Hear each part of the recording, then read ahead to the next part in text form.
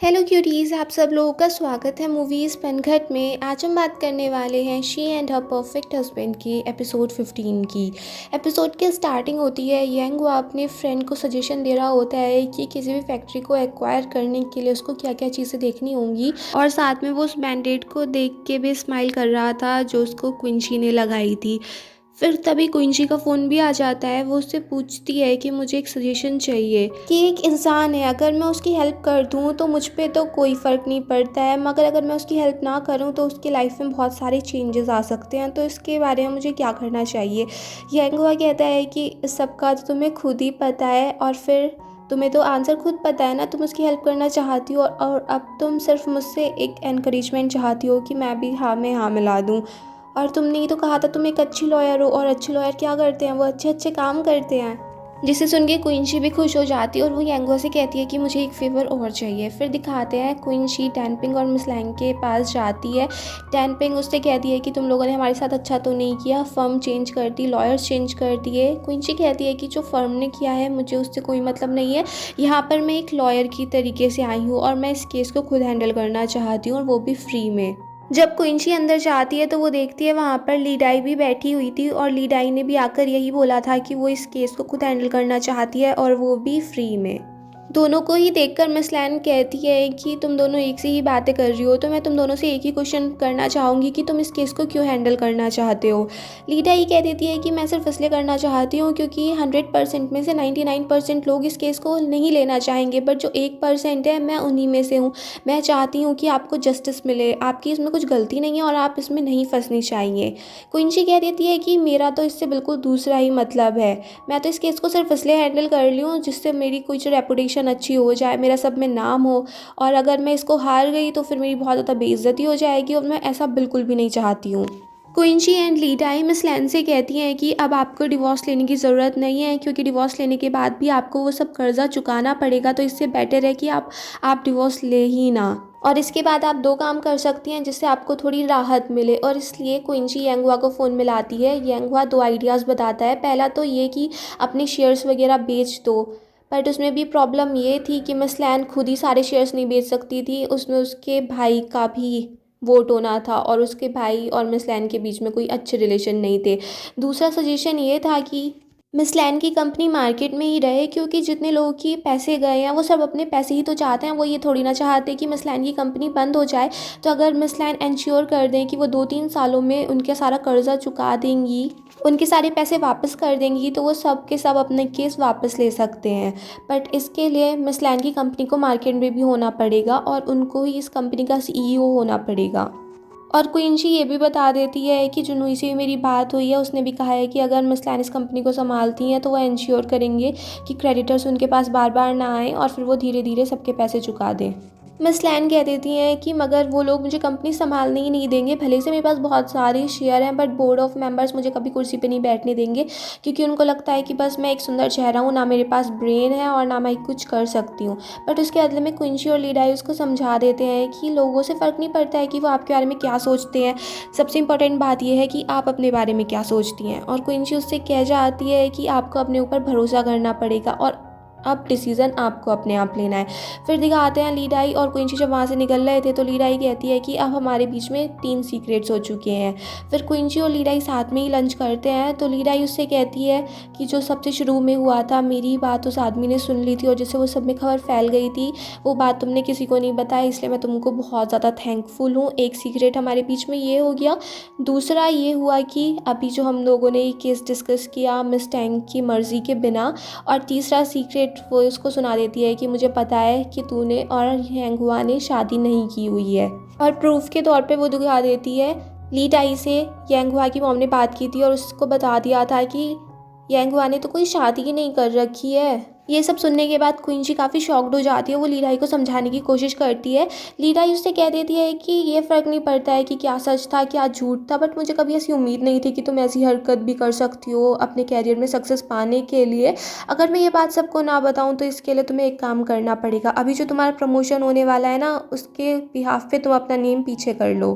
क्विंची कहती है कि अगर मैं अपना नेम हटा भी लेती हूँ वहाँ से तो फिर भी तुम्हें चांस नहीं मिलेगा। लीडाई कहती है मुझे कोई फ़र्क नहीं पड़ता है, मैं तो ये चाहती हूँ कि बस हमारे बीच में एक फेयरनेस हो।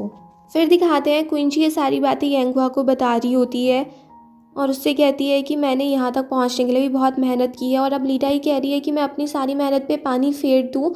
कोई इतना आसान नहीं था यहाँ तक भी पहुँचना और अब ये बात सब में खुल जाएगी तो मेरा क्या होगा, कुछ ज़्यादा ही बुरा हुआ तो फिर मैं किसी और कंपनी में चली जाऊँगी, फिर वहाँ से बिल्कुल स्टार्ट करूँगी। तुमने सही कहा था कि गलत रास्ता चुनने से कभी हमें सही मंजिल नहीं मिलती है। क्विंची बहुत ही ज़्यादा अपसेट थी कि उसने इतना कुछ किया और अब उसका कुछ उसको परिणाम नहीं मिल रहा है, कुछ फल नहीं मिल रहा है। यांगहुआ उससे कहता है कि अगर तुम्हारा प्रमोशन भी हो गया तो क्या तुम ये बात अपने बॉस को फिर बता दोगी। क्विंची कहती है कि अगर एक बार प्रमोशन हो गया तो फिर मैं अपने बॉस को सब कुछ बता दूंगी कि मैंने क्या किया था और मैं उनको ये भी बताऊंगी कि सिंगल फीमेल कैंडिडेट के साथ कितना डिस्क्रिमिनेशन किया जाता है, उनको ऊपर जाने के लिए चांस नहीं मिलते हैं। उस सब की बात सुन के यांगहुआ क्विंची से कहता है कि तुम्हारा बहुत ज़्यादा मन है ना प्रमोट होने का, मेरे पास एक सॉल्यूशन है जिससे हमारी सारी प्रॉब्लम हमेशा के लिए ख़त्म हो जाएंगी। क्विंची पूछती है कि क्या हो सकता है इसके लिए। यांगहुआ कहता है कि चलो शादी कर लेते हैं। फिर दिखाते हैं क्विंची के डैड का 70th बर्थडे होता है, उसके लिए सारी फैमिली फ़ोटो खिंचा रही होती है। तभी वहाँ पे क्वीन वेन्यू की मदर भी आ जाती है फ़ोटो खिंचवाने के लिए। उसको देख के क्विंची कैमरा बंद कर देती है और वो कहती है कि ये तो हमारी फैमिली का हिस्सा भी नहीं है तो ये ग्रुप फ़ोटो में क्यों बैठेंगी। तभी क्वीन वेन्यू और क्विंची फिर आपस में लड़ने लगते हैं। क्वीन वेन्यू कहता है कि मेरी मॉम ने भले से डिवोर्स ले लिया है बट वो मेरी मदर हैं, वो उनको इस फ़ोटो में रहने का अधिकार है और फिर इस चक्कर में पूरी फैमिली के बीच में आपस में लड़ाई हो जाती है। क्वीन वैनपेन उन सबको हटाता भी है। फिर क्विंची के डैड गुस्सा हो जाते हैं कि आज बर्थडे था और तुम ऐसी हरकतें कर रहे हो। फिर वो सब लोग लंच के लिए बैठ जाते हैं। क्विंची के डैड कहते हैं कि भले से मैं एक अच्छा फादर, एक अच्छा हस्बैंड नहीं बन पाया मगर उसके लिए तुम लोगों को ये सब काम करने की ज़रूरत नहीं है। अब जितने लोग इस टेबल पे बैठे हैं ये सब लोग फैमिली ही हैं। फिर वो क्वीन वैनबिन से कहते हैं कि तुम मेरे सबसे बड़े बेटे हो, मैं तुम पे सबसे ज़्यादा प्राउड हूँ। जब तुम 4 साल के थे तभी तुम्हारी मॉम ने डिवोर्स ले लिया था और वो फिर अब्रॉड चली गई।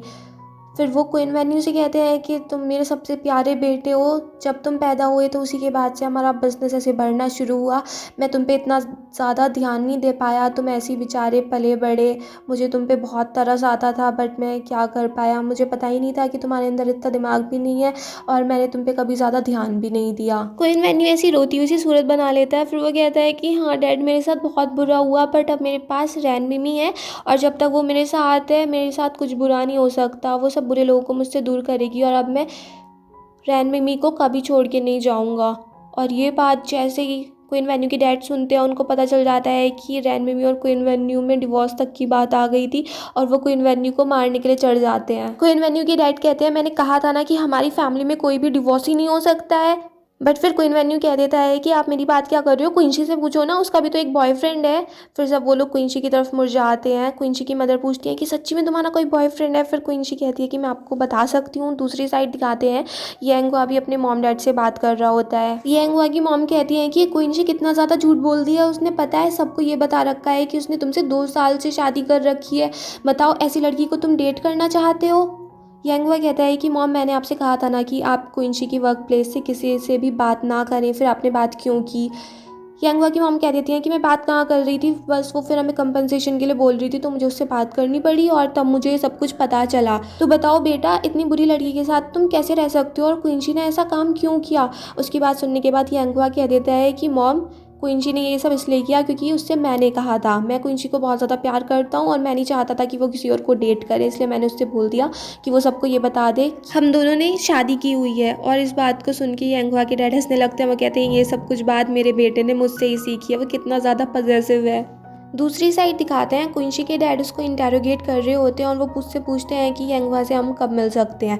क्विंची कह देती है कि वो अभी यहाँ पर नहीं है, अब्रॉड गया हुआ है, तो आप उसको न्यू ईयर के टाइम पे मिल लेना। और फिर क्विंची कह देती है कि हमने कोई शादी करने का प्लान नहीं बनाया है क्योंकि आपने ही कह रखा है कि इस फैमिली में कोई डिवोर्स ही नहीं होना चाहिए। और मैं ये सोचती हूँ कि अगर मैंने शादी कर ली तो फिर या तो मैं उसको मार दूँगी या खुद मर जाऊँगी, तो ऐसे में इससे अच्छा है कि हम लोग फिर डिवोर्स भी नहीं दे पाएंगे, तो मैं शादी ही ना करूं। और फिर आप भी देखो ना शादी करके कौन सी हैप्पीनेस मिलती है। मेरी मॉम ने आपसे शादी की 30 साल हो गए हैं और आज भी आपकी एक्स वाइफ यहाँ पर आकर बैठ गई। मेरी मॉम को ये तक राइट नहीं है कि वो चूज़ कर सकें कि वो लोग क्या खाना खाने वाले हैं। आपके 2 बड़े बेटे मेरी मॉम को आज तक अपनी मदर नहीं बोलते हैं, आंटी बोलते हैं। और आप मेरे बड़े भाई को देख लो, मेरी भाभी को हमेशा चिंता लगी रहती है कि मेरे भाई इतने ज़्यादा सक्सेसफुल है, उनके पीछे कोई दूसरी लड़की ना पड़ी हो। एक मेरे दूसरे भाई को देख लो, उसका क्या है, रैन मिमी और क्वीन वेन्यू के बीच में कभी कोई बात नहीं बनती, दोनों के बीच में कितने लड़ाई झगड़े होते रहते हैं, बात बात पे वो डिवोर्स पे पहुंच जाते हैं। क्विंची की बात सुनने के बाद उसके डैड क्विंची से काफ़ी गुस्सा हो जाता है और वो कहते हैं, बेटा अगर तुझे इतना ही बुरा लग रहा है तो हमारे घर पे आना छोड़ दे, अब तुझे यहाँ आने की कभी ज़रूरत नहीं है, मुझे डैड कहने की भी ज़रूरत नहीं है। और ये सुन के फिर क्विंची वहाँ से चली जाती है गुस्से में, और उसके पीछे पीछे क्विंची का बड़ा भाई भी आ जाता है। क्विंची कहती है कि आप प्लीज़ मुझे परसुएड मत करो, मुझे वापस नहीं जाना है। तो उसका भाई कहता है कि मैं वापस जाने के लिए नहीं कह रहा हूँ, मुझे भी अभी कुछ काम से बाहर जाना है, तो तू मुझे लिफ्ट दे दे। फिर वो साथ साथ जाते हैं। दूसरी साइड घर में सब रैन मिमी से पूछ रहे होते हैं कि येंगहुआ कैसा है, क्या काम करता है, कहाँ पे रहता है, बहुत अमीर है क्या, और यही सब क्वेश्चन चल रहे थे। दूसरी साइड कार में क्विन वैनविन क्विंजी से पूछ रहा था कि क्या चल रहा है आजकल, तो इतनी ज़्यादा इरिटेटिंग क्यों हो गई है। और फिर यहीं पे ये एपिसोड फिनिश हो जाता है। अगर आपको ये पसंद आया हो तो प्लीज़ मेरे चैनल को सब्सक्राइब करें, लाइक करें, शेयर करें, कमेंट्स करें, and bye bye till next video.